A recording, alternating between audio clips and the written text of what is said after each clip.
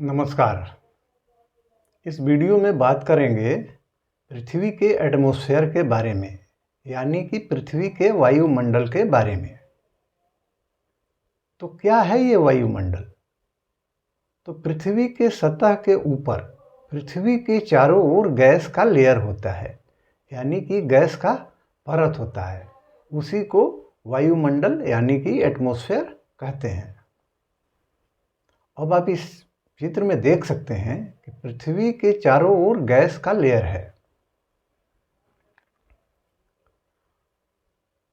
और क्या कारण है कि ये गैस का लेयर पृथ्वी के चारों ओर होता है? तो कारण है ग्रेविटी, यानी कि गुरुत्वाकर्षण। कहने का मतलब ये है कि अगर ग्रेविटी नहीं होता तो ये गैस का परत पृथ्वी के चारों ओर नहीं बन पाता। इसको इस तरह भी बोल सकते हैं कि ग्रेविटी सारे गैसेज को पृथ्वी के चारों ओर पकड़ के रखता है।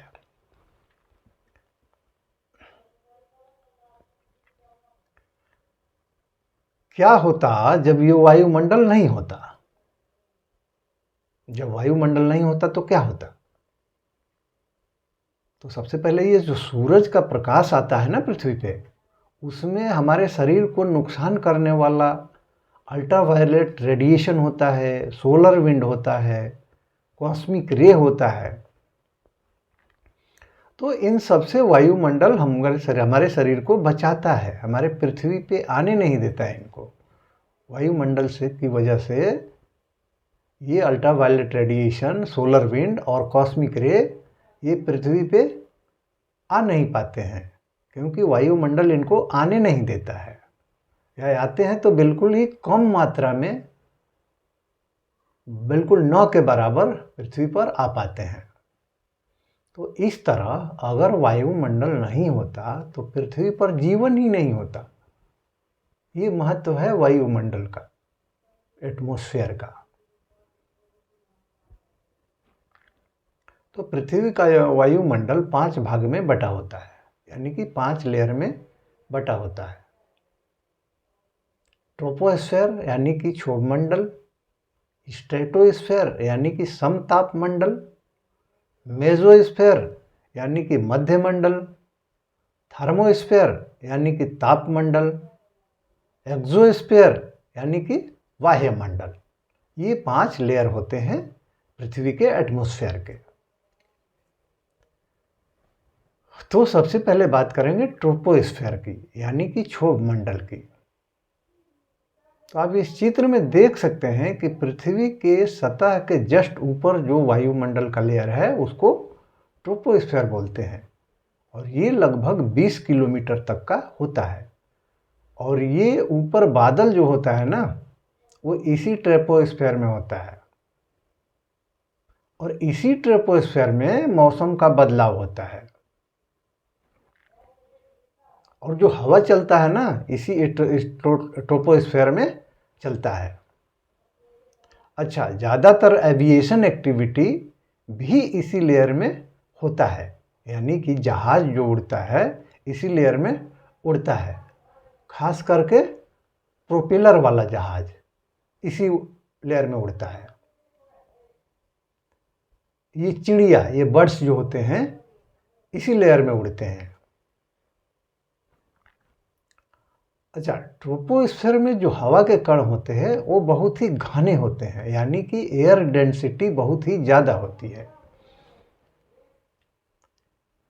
अब बात करेंगे स्ट्रेटोस्फेयर की, यानी कि समताप मंडल की।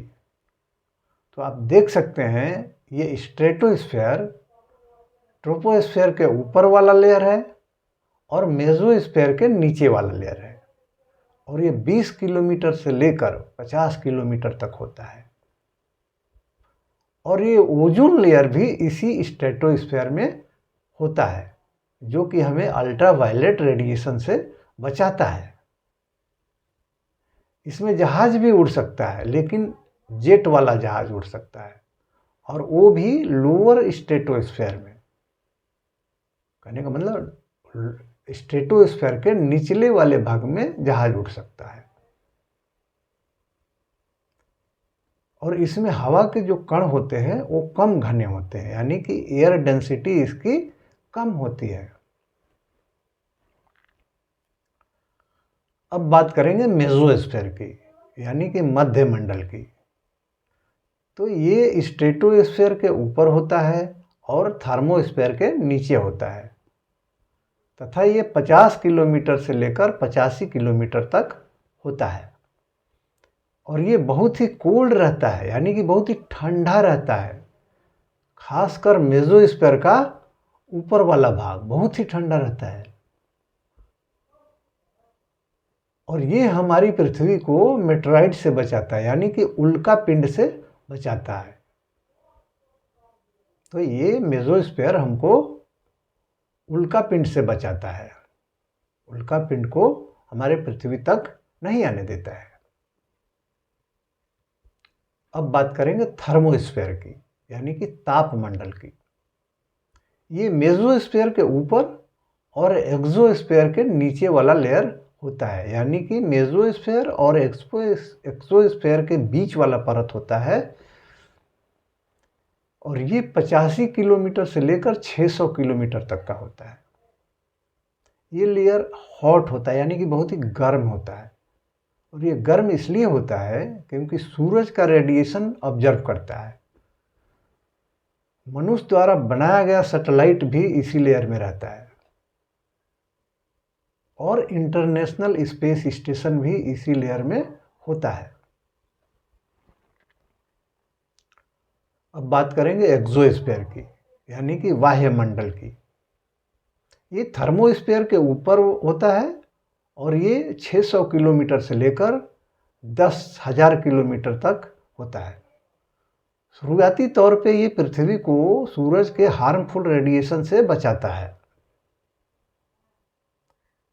एक्सोस्फीयर के बाद आउटर स्पेस होता है, यानी कि बाहरी अंतरिक्ष होता है, और इसकी डेंसिटी बहुत ही कम होती है। तो ये था वायुमंडल के 5 लेयर। अब बात करेंगे कि कौन कौन सी गैसेज होती है एटमॉस्फेयर में। वायुमंडल में कौन कौन सी गैसेज होती हैं और कितनी मात्रा में होती हैं। तो नाइट्रोजन 78% होता है, ऑक्सीजन 21% होता है, ऑर्गन 0.9% होता है, और ये तीनों मिलाकर 99.934% होता है। और बाकी जो बचा हुआ गैसेज है वो ट्रेस गैसेज होती हैं, यानी कि नाम मात्र की गैस होती हैं, बहुत ही कम मात्रा में होती है, जैसे carbon dioxide, neon, helium, methane, hydrogen, nitrous oxide, carbon monoxide, ozone, formaldehyde, nitrogen species, ammonia, sulphur dioxide, methyl sulphide. तो ये सारी गैसेस एटमॉस्फेयर में होती हैं।